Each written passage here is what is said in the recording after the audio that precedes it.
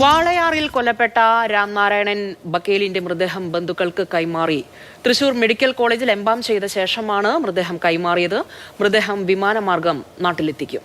ലിഷോയ് ചേരുന്നുണ്ട് കൂടുതൽ വിവരങ്ങളുമായി. ലിഷോയ്, കേരള മനസാക്ഷിയെ നടുക്കിയ സംഭവമായിരുന്നു. ഒരുപാട് പ്രതിഷേധങ്ങൾക്ക് ശേഷമാണ് കുടുംബത്തിന്റെ ആവശ്യം അംഗീകരിച്ചത്. മൃതദേഹം എപ്പോഴാണ് കൊണ്ടുപോകുക? നടപടിക്രമങ്ങൾ ഇതുവരെ എത്തി?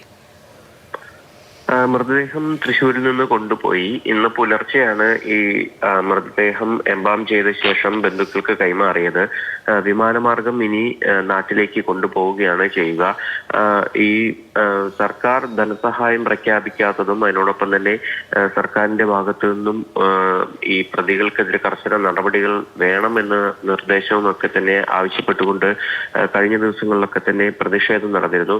ഈ മരിച്ച രാംനാരായണന്റെ ബന്ധുക്കൾ ഇവിടേക്ക് എത്തുകയും പിന്നീട് തൃശൂർ മെഡിക്കൽ കോളേജിൽ മോർച്ചറിക്ക് മുൻപിൽ ഈ ആവശ്യങ്ങളൊക്കെ ഉന്നയിച്ചുകൊണ്ട് പ്രതിഷേധം ഉന്നയിക്കുകയും കൂടാതെ മൃതദേഹം ഏറ്റെടുക്കാൻ തയ്യാറാകാത്ത സാഹചര്യമൊക്കെ തന്നെ ഉണ്ടായി. പിന്നീട് ഇന്നലെ രാവിലെ മന്ത്രി കെ രാജന്റെ നേതൃത്വത്തിൽ ചർച്ച നടത്തിയ ശേഷമാണ് സർക്കാർ അവർക്ക് രേഖാമൂലം ഉറപ്പ് നൽകിയത്.